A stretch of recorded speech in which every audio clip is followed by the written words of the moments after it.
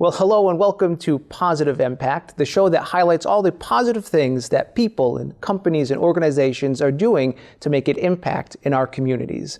Our guest today is Jim Ostrout with Hi. Cougars Den. Thank you, Jonas. Nice to be here.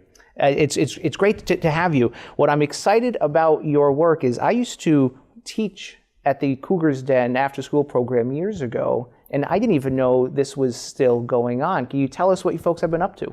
Yeah, well, your time was when Jan Marciniak was running the show with Mary Ann Regali, both very respected within the Collaborative for Educational Services, the organization that hosts our program.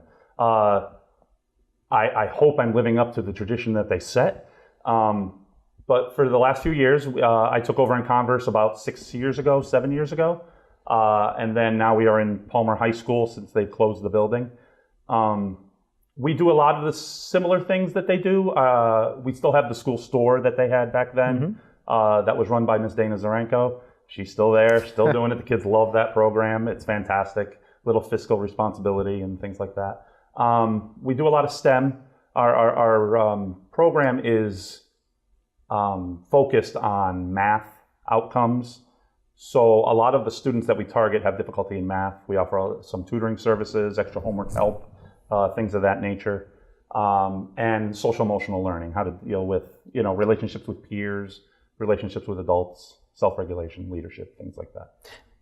Now, do you have specific classes that deal with those social emotional things, or is it just sort of as the kids are going about whatever activities that they're working on, it's integrated into each course as they go? Of all the different enrichments that we run in the afternoon, all have an element of math of some fashion, whether it's in our cooking class where they measure for recipes and things like that, and a part of the social emotional thing is working in a team and in keeping a safe environment within the kitchen and kitchen rules and things like that.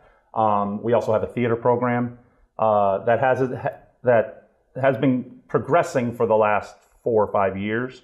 And we're looking to enhance that into doing more stage crew pieces, more of the technological aspect and things like that. So a lot of those programs bring the kids together and teaches them to work together, take on leadership roles, Now, do the students put on a show as well as part of? They have. Traditionally, we have put on a show around Christmas time. The last couple of years, we've been unable to perform the show for various different reasons. But coming this next year, we will have a show during Christmas time, right before we leave for break. For Christmas break, and then hopefully we'll be able to do something in the spring as well. Well, it does sound like a great opportunity for the kids to learn about taking leadership positions, being able to delegate to each other and work as a team, and not just say my way or the highway, but let's work on this together. Right. How many different activities do the students participate in during a typical after-school day? Do they have several options to choose from, or do they have to just do one activity a day? How does that work? There is usually 3 to 5 activities per day. All the activities are usually preset before the session starts, which we run a fall session from Labor Day to Christmas, and then we run a spring session from the first week in February till June, second week in June. Okay.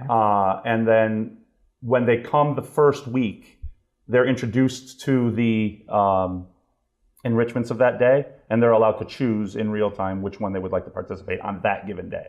Okay. And then each day the enrichments change.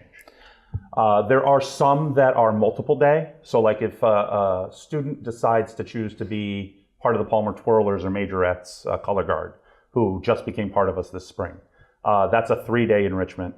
And that has obligations of doing programs outside of school. Like May the 4th, there's the Track Three Rivers Artisans Festival. They will be there doing a performance. That's coming up soon. That's coming up very soon. That's next weekend at PHCC. And they will also be at Celebrate Palmer, however that manifests this year. And they will also be part of the camp, our summer camp offering in July. What I like about this, it's not just after school, but then it's really getting them involved in various things within the community. Yes, we encourage the students to try to take on some community projects, assist community organizations as best we can, when we can. And I think it improves the development of the student and gets them invested in their community so that when the time comes for them to leave, they'll always look back fondly of where they came out, where they grew up, and all that kind of stuff. Yeah, imagine, we were talking before the show that you think you're right around the 20-year mark that Cougars Den has been a thing in the community. Yeah, it's been about amazing. 20 years. It is. It's unheard of to hear of an after-school program or even some of the rec department programs that I've worked for when I was younger to last that long.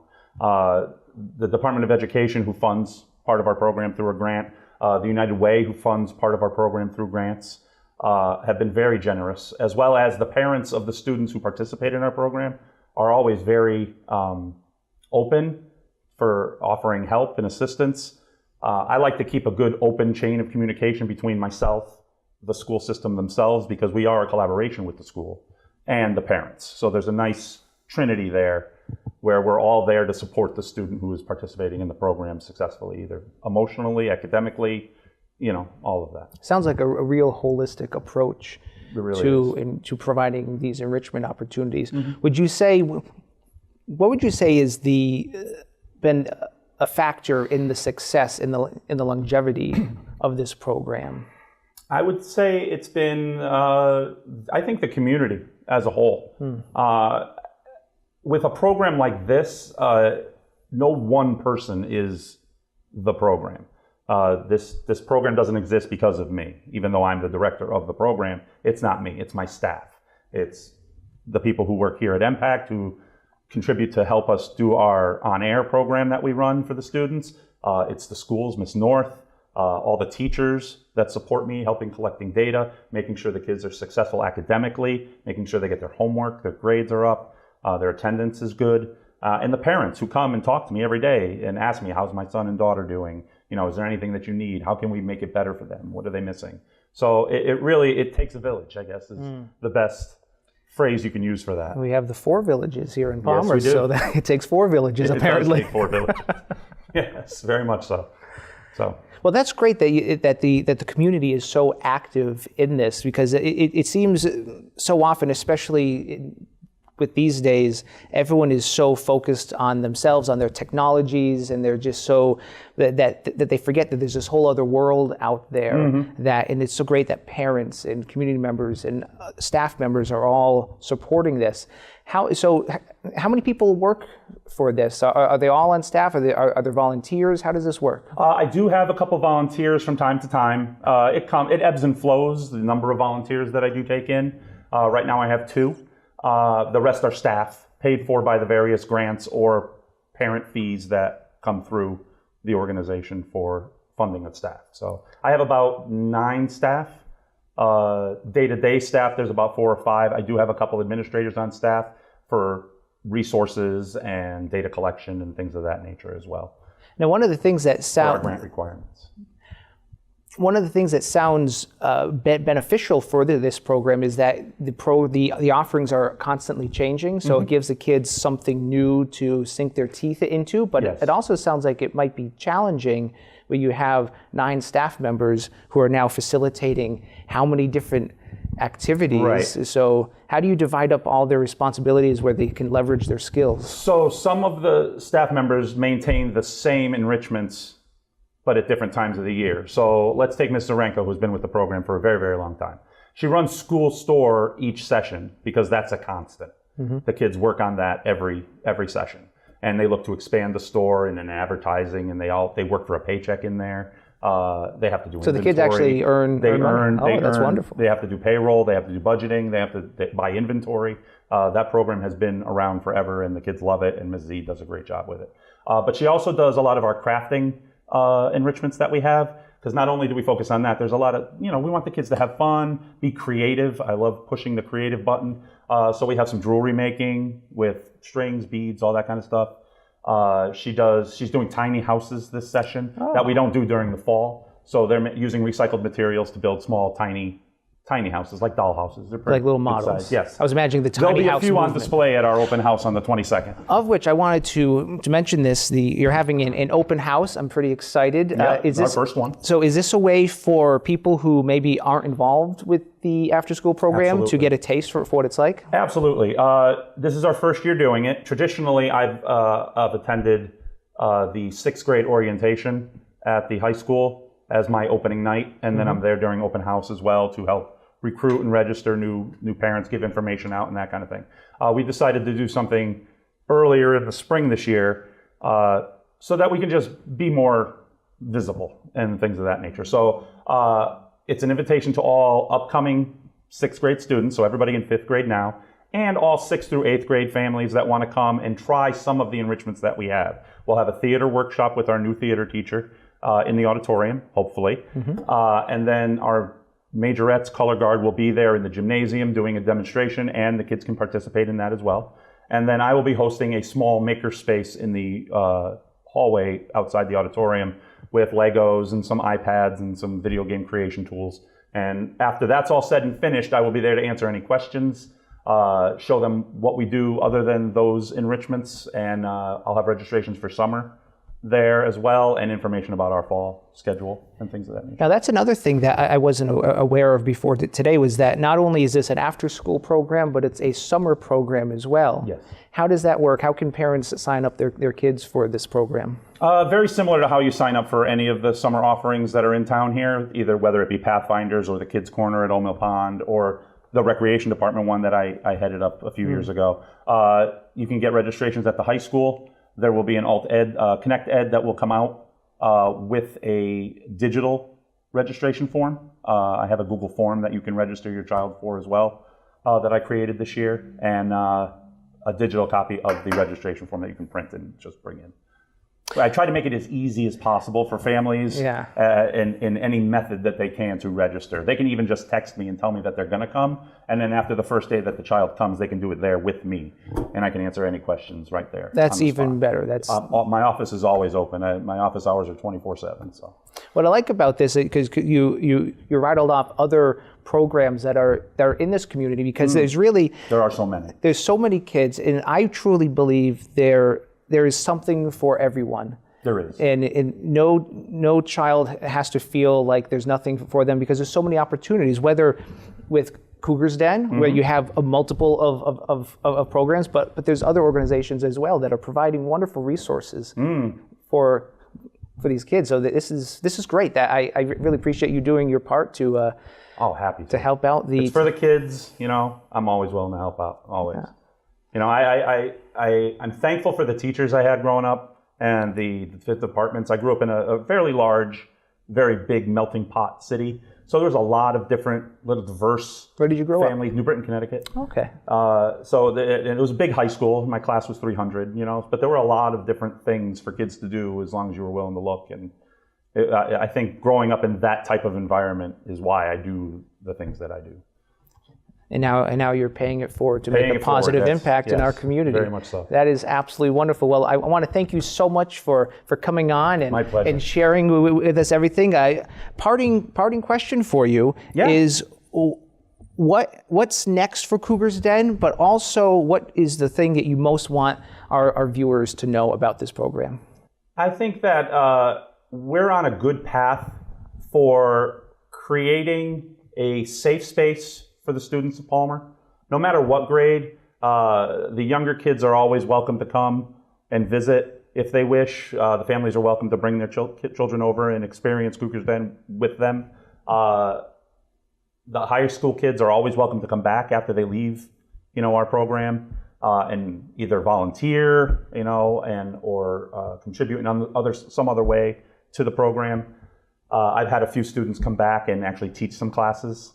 Oh, that's great. And things like that. I always encourage that. A lot of kids end up going into education. I like to bring them back in and give them a real taste of what it is to work with kids, classroom management and things of that nature. But long term, I really want to, not that it hasn't been already. I mean, Marianne and Jan really cemented Cougars Den as a traditional after-school program here in town, and I want to maintain a family atmosphere, a safe place for the kids to come and enjoy their time away from home, away from school, but still get growth from in both of those things. So. Well, that's great. Well, thank you again, Jim. And again, the open house, Wednesday, May 22nd, 6 p.m. at Palmer High School. If you are at all interested, please be sure to come by and get a taste for what it's like. Until next time, my name is Jonas Cain. Stay positive. Now that we've had a chance to speak with the director of the after-school program, now we're going to talk to some of the real participants so they can tell us about their personal experiences. Take a look. Well, folks, I have some exciting news. We're coming to you from Studio B at MPACT Studios, and we have two real authentic Cougars Den participants. And because we're in Studio B, they are Bailey and Beverly. Welcome. Thank you. Hello. Hello, and thank you for coming on. So, how long have you folks been members of Cougars Den? 3 years. 5. 5 years. Oh my goodness! So you must really like it. I was at Converse. I moved up to Converse at 4th grade. That's it. You've been doing it ever since, right? Now, there's lots of different activities that you folks can participate in. What are you participating in now? What classes are you taking? Well, my favorite's cooking because we make stuff like from scratch every week, and it's really fun. Do you get to eat what you cook and take it home and stuff? This week we made homemade pasta, and it was like really awesome. What kind of pasta was it? Fettuccine, and then we made sauce to go on it too, and that was like really good. So it's the delicious kind. Yeah. That sounds great. And how about you, Bailey? What classes are you taking? I am taking D&D. I'm taking D&D, and that's Dungeons and Dragons, which in the campaign we're in right now that I know at the moment that I think in the campaign we're in, the world is like dying or something because the trees are like dead, like they have bugs inside of them, so the gods might not be like working their jobs correctly or something. So also my group comes in with 5 characters, including my own. Now for my character, he's a monk, and he is half angel. He does not have a normal arm because of an instant. His arm is metal, made of a material that cannot be hurt by like material means. Like say you hit it with a sword, it cannot break. It's called dragon steel.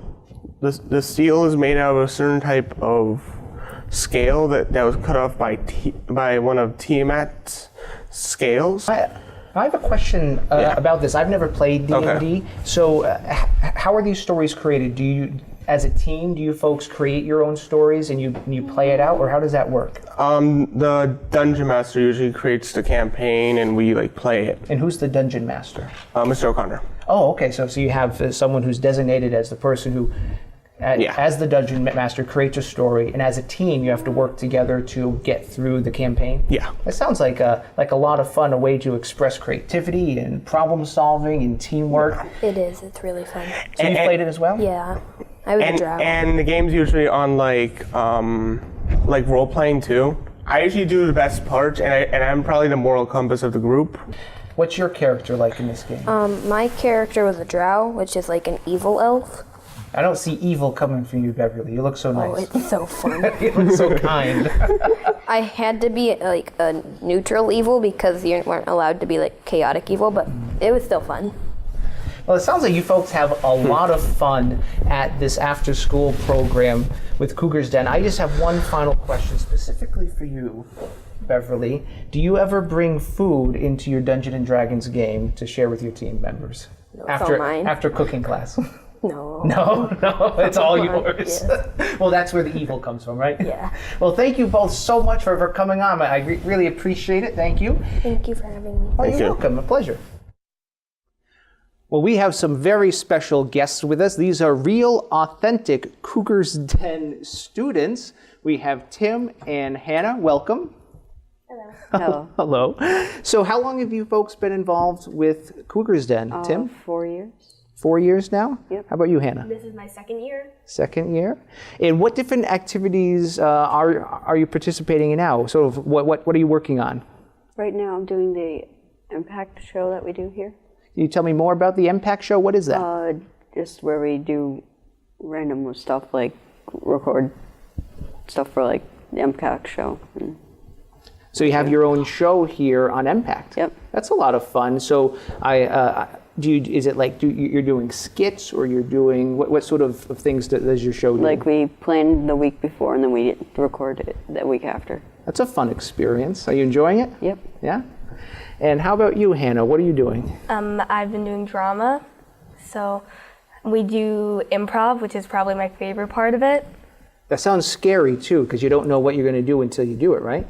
Sometimes we plan, like we get a topic, like funeral or something. Do you put the fun in funeral? Yes. With the person he did the skit with me as well. It was, we were selling funerals apparently, and instead of a funeral, we called it a moving on party. So. It's all in how you frame it, right? Mm-hmm. Put a positive spin on it. Yeah. That's a lot of fun. For improv, you don't know what's going to happen. You really don't. How many students are a part of these clubs? Like when you're in drama, you're also in the drama club, right? Yeah. So about how many students are in these classes? For drama, maybe about like 10, maybe. Mm-hmm. How about in the MPACT class? 2. Oh, 2. Oh my goodness. So I imagine you have to really rely on each other a lot. Yeah. Whereas opposed to in the drama, you can all sort of share the responsibilities. But also opens the door for lots of what ifs. Yeah. A little birdie told me there's something about a Lego. What is this Lego creation?